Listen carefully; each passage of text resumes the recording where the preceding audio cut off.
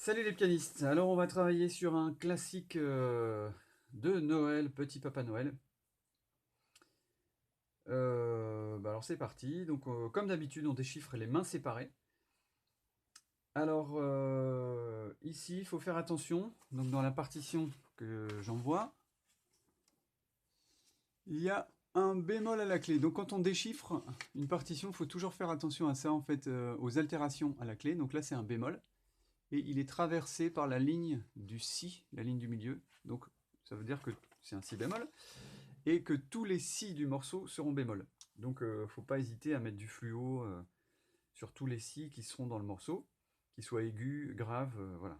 Tous les si sont bémol. Donc je rappelle, un bémol ça baisse, donc il faut trouver un si. Et une fois qu'on a notre si, ben, on le baisse, donc on descend d'un demi-ton d'une touche. Voilà, si bémol. Alors, je vais commencer par la main droite, la main gauche. J'ai un accord de Fa, F, et on fera le balancement. Bon, voilà, donc là, d'abord le petit doigt, ensuite le reste.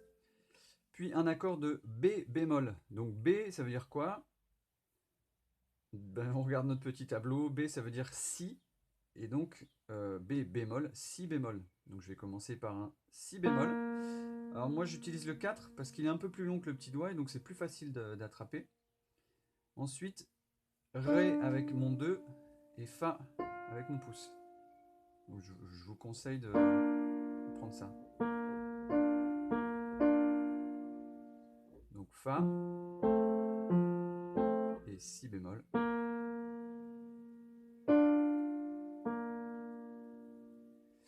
Puis un C, donc C, Do. Voilà. Alors quand vous jouez les mains séparées, dites le nom des accords en français. Fa, Si bémol. Voilà, juste pour se familiariser avec les accords. Allons-y pour la main droite.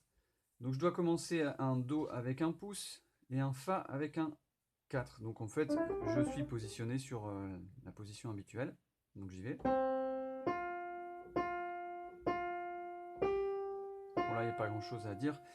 Alors si vous êtes vraiment débutant et que la lecture c'est difficile, on peut faire une première étape, c'est de lire juste les notes. Do, Fa, Fa, Sol, La, pour s'habituer.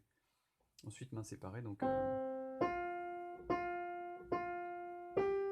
Ok, là ça va. Alors ici, je vais devoir rejouer un Fa mais avec un pouce. Donc ça veut dire que je vais devoir décaler ma main pour réattraper le Fa mais avec le pouce. Donc hop, je me décale et j'y vais. Fa, Sol, La, La, La, Si. Donc Si bémol. Avec, ça tombe bien, ce doigt là il est assez long, donc voilà. Sol, donc deuxième ligne Fa. Je dois rejouer un Fa mais avec le 4. Donc je me replace.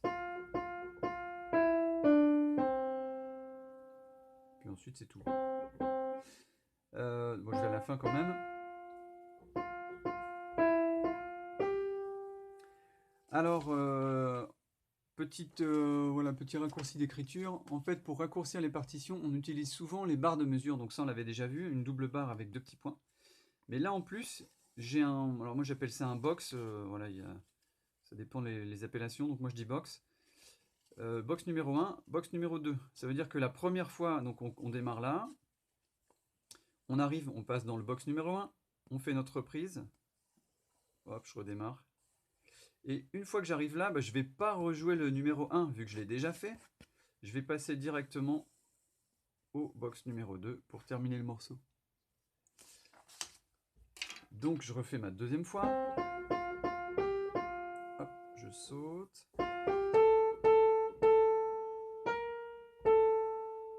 Alors ici, c'est la mesure un petit peu difficile de faire ça. Donc si c'est un peu difficile, on le refait plusieurs fois.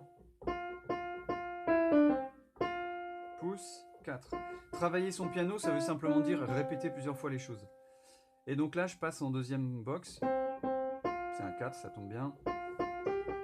Bon, une fois que je sais faire ça, je joue mes mains ensemble.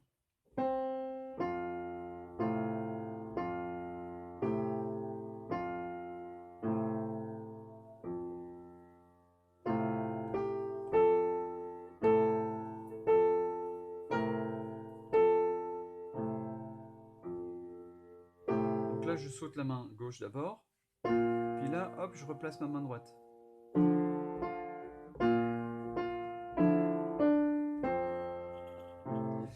Alors, donc, ce qui se passe ici, donc ça, vous pouvez mettre des bâtons. On a un Fa qui va tomber en même temps que la main gauche, en même temps que notre basse. Je sais pas si on voit bien. Ouais, à peu près.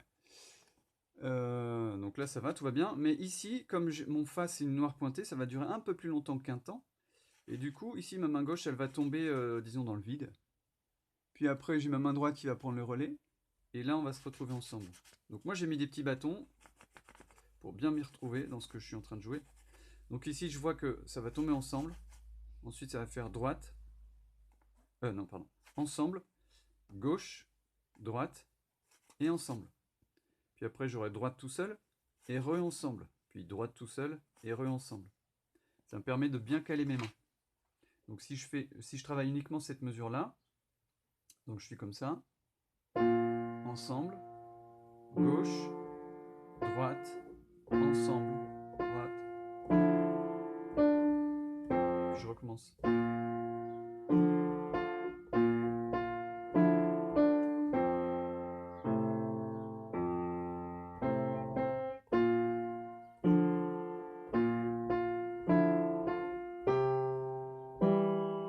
Voilà, etc.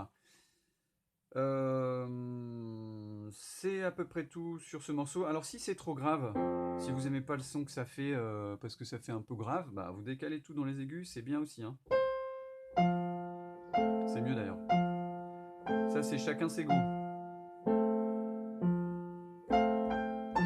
Alors par contre, c'est chacun ses goûts, mais sur la partition, ce qui est sûr, et ce qu'il faut savoir, c'est qu'un Do écrit comme ça, qu'on appelle parfois le Do serrure, ce Do là, c'est le Do du milieu du clavier, quelle que soit la taille de votre clavier. Si votre clavier fait 2 octaves, ce sera quand même le milieu. S'il fait, je sais pas combien d'octaves, 8 octaves là, 88 touches, ce sera quand même le milieu. Voilà. Donc une fois que vous savez ça, vous êtes libre de jouer au milieu ou pas, mais il faut le savoir. Donc, alors si c'est trop difficile de faire le balancement en premier lieu, passez d'abord par l'étape intermédiaire de plaquer les accords. C'est bien aussi. À chaque mesure. J'ai pas réécrit l'accord, mais voilà, vous le plaquez à chaque mesure, il n'y a pas de problème.